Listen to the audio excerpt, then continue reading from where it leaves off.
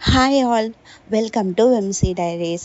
இந்த நாளோட அழகான அடுத்த சில நிமிடங்களை என் கூட செலவிட நினச்ச உங்களுக்கு ரொம்ப நன்றி. வாழ்க்கையில் நடக்கிற சின்ன சின்ன விஷயங்கள் உங்களுக்கு பிடிக்கும்னா சப்ஸ்கிரைப் பண்ணிக்கோங்க. இது ஒரு simple meal prep vlog plus morning routine. Next day morning ஸ்மூத்தாக இருக்கணும் அப்படிங்கிறதுக்காக நைட்டே மீல் ப்ரெப் கொஞ்சம் பண்ணி வச்சுட்டேன். அதில் ஃபஸ்ட்டு மீன் குழம்பு முந்தின நாள் வச்சுட்டு நெக்ஸ்ட் டே சாப்பிட்டா சூப்பராக இருக்கும். ஸோ அதை ரெடி பண்ணிடலான்னு பண்ணிகிட்டு இருந்தேன். நான் மீன் குழம்பு நல்லெண்ணெயில் தான் செய்வேன். ஸோ நல்லெண்ணெய் ஊற்றி கடுகு, சோம்பு, வெந்தயம் போட்டு தாளிச்சிட்டு பூண்டு, வெங்காயம், பச்சை மிளகாய், கருவேப்பிலை இதை போட்டு நல்லா வதக்கி எடுத்துக்கணும்.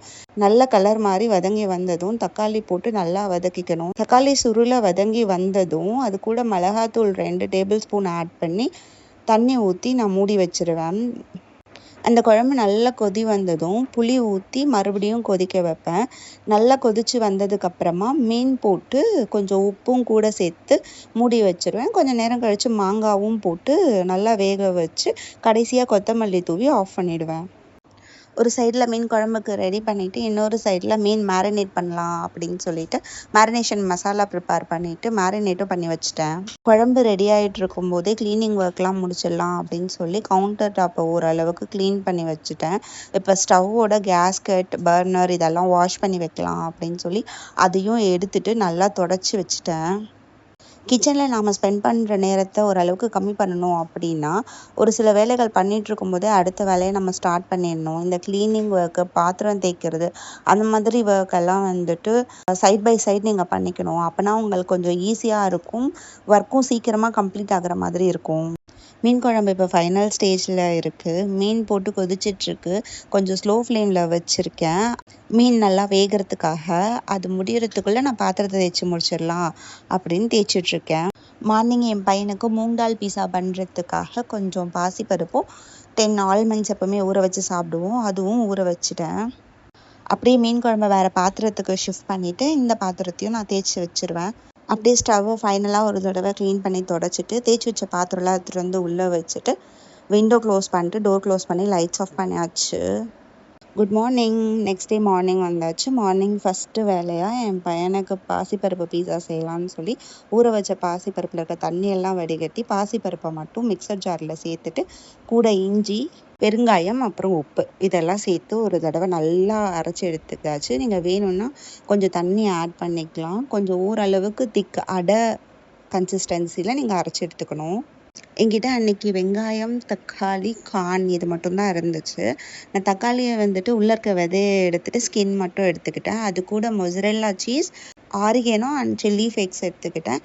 உங்கள் குழந்தைங்களுக்கு சில்லி ஃப்ளேக்ஸ் போட்டால் பிடிக்காது அப்படின்னா நீங்கள் சில்லி ஃப்ளேக்ஸ் வந்து அவாய்ட் பண்ணிடலாம். ஒரு தோசைக்கல் வச்சு நல்லா சூடானதும் அதில் பட்டர் ஆட் பண்ணிவிட்டு நம்ம மாவை எடுத்து நீங்கள் அடை தோசை மாதிரி ஊற்றிட்டு அதை க்ளோஸ் பண்ணி வேக வைக்கணும். ஒரு சைடு வெந்ததுக்கப்புறமா அதை திருப்பி போட்டு அது மேலே tomato sauce, toppings, oregano, chilli flakes, கொஞ்சம் சால்ட் ஆட் பண்ணிவிட்டு சீஸும் போட்டு க்ளோஸ் பண்ணி வச்சிடணும். ஒரு 2-3 மினிட்ஸ் ஸ்லோ ஃப்ளேமில் வச்சுட்டிங்கன்னா சீஸ் எல்லாம் மெல்ட் ஆகும். சீஸ் எல்லாம் நல்லா மெல்ட் ஆனதுக்கப்புறம் ஆஃப் பண்ணிட்டீங்க அப்படின்னா உங்களோட பீஸா ரெடி. அன்றைக்கி இந்த பீஸாவோட வாட்டர் மெலனும் சேர்த்து பேக் பண்ணியிருந்தேன்.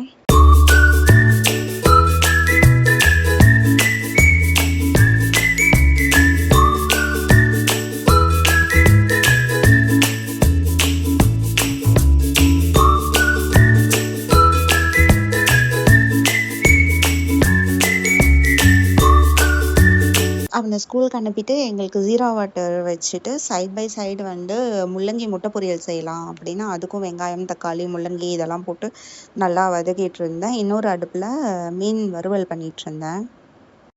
இதெல்லாம் ரெடி ஆகிறதுக்குள்ளே நான் ஜீரா வாட்டர் குடிச்சிட்டு ஆல்மண்ட்ஸும் சாப்பிட்டுட்டு வந்துட்டேன். முள்ளங்கி முட்டை பொரியலும் ரெடி ஆகிடுச்சு. இப்போ எல்லாத்தையும் பேக் பண்ணிடலாம். அவரோட லஞ்ச் பாக்ஸ்க்கு எப்போவுமே குழம்பு தனியாக, சாதம் தனியாக பேக் பண்ண மாட்டோம். அவர் கலரி தான் பேக் பண்ணணும்னு சொல்லுவார். அதனால் மீன் குழம்பு போட்டு சாப்பாடு நல்லா கலரி எடுத்துக்கிட்டேன். நீங்கள் இந்த மாதிரி குழம்பு போட்டு சாதம் கலரி எடுக்கிறீங்க அப்படின்னா நிறைய குழம்பு ஊற்றி தளர பேக் பண்ணி எடுத்துக்கோங்க.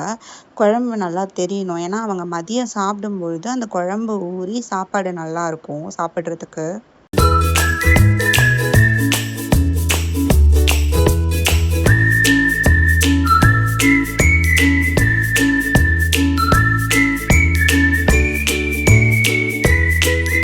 அவரோட லஞ்சுக்கு மீன் குழம்பு, சாதம், வறுவல், மாம்பழம், மாங்காய், குழம்புல போட்ட மீன் இது எல்லாமே பேக் பண்ணியாச்சு. இந்த வீடியோவை இவ்வளோ தூரம் பார்த்து சப்போர்ட் பண்ணதுக்கு ரொம்ப நன்றி. தேங்க்ஸ் ஃபார் வாட்சிங். பாய்.